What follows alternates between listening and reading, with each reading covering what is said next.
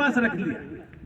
उसी दिन माँ उनकी समझ गई कि यह लड़का आने वाले दिन में समाज के प्रति दया भाव रखेगा और ऐसा ऐसा काम करेगा कि इसको दुनिया पूजेगी। और उन्होंने करके देखा। उन्होंने ही कहा, विवेकानंद जी ने कहा, आप जैसे बच्चों के लिए कहा। और जब तक आप लक्ष्य को टारगेट नहीं करेंगे आप आगे नहीं बढ़ेंगे। लक्ष्य को टारगेट करना पड़ेगा। आपको जीवन में सोचना पड़ेगा कि हमको करना क्या है।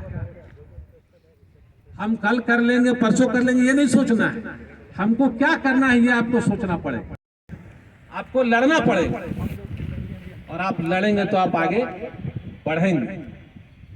ऐसे ऐसे उनके अच्छे अच्छे विचार हैं। उन्होंने अपने जीवन में बहुत 39 वर्ष के ही उम्र में अपने आप को दुनिया के सामने जैसे रखा। शिकागो शहर की जो बात कर रहे थे कि जो 1893 में अमेरिका में उन्होंने जो कहा, वह बहुत ही दुनिया में उस बात की चर्चा, जो उनका संबोधन था बहनों भाइयों से, वह वहां के लिए सचमुच में आश्चर्यजनक था। और उनकी जो प्रतिभा थी, जो विलक्षण प्रतिभा थी, जिसको देखकर कोई भी उनके ऊपर मुग्ध हो सकता था। उन्होंने अपने इसी कड़ी में एक बात और कहा कि रेस्पेक्ट वीमेन, नारी का सम्मान करें। उनके जीवन का एक मूल उद्देश्य यह भी था कि नारी का सम्मान हर हाल में होना चाहिए और हर जगह होना चाहिए, हमेशा होना चाहिए। और इस पर तो एक बहुत ही रोचक कहानी भी है। जब वो अपना भाषण दे रहे थे, उस भाषण को बहुत सारे लोग सुन रहे थे। उसमें एक विदेशी महिला भी सुन रही थी। हुआ तो विदेशी महिला उनके पास मिलने के लिए आई और उनसे कहा कि आपका इतना अच्छा भाषण है, आपका इतना अच्छा बात है, आपका इतना अच्छा विचार है, आप इतने अच्छे हैं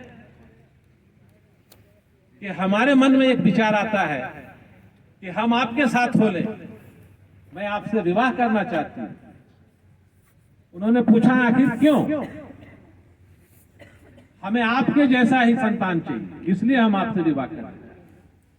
उनका बहुत सीधा सीधा जवाब था कि अगर आपको हमारे जैसे संतान की जरूरत है तो फिर आप मुझे अपना बेटा मान लीजिए, मैं आपका संतान हो गया। यह था उनका महिला के प्रति, नारी के प्रति सम्मान। इन सारी चीजों को सोचना है कि उस चीज को पूरा करने के लिए तब के जो नरेंद्र थे स्वामी विवेकानंद, आज भी एक नरेंद्र हम सबों के बीच में है, जो उनकी अधूरी जो चीजें रह गई हैं उनको पूरा करने के लिए इस धरती पर आए हुए हैं। तो हम सभी लोग आज के इस जन्म दिवस पर तब सार्थक होगा उनका जन्म दिवस जब हम उनके बताए मार्ग पर चलने का संकल्प लेंगे। और इन्हीं बातों के साथ कि हम उनके बताए मार्ग पर निश्चित रूप से चलेंगे, अपनी बातों को विराम देते हैं।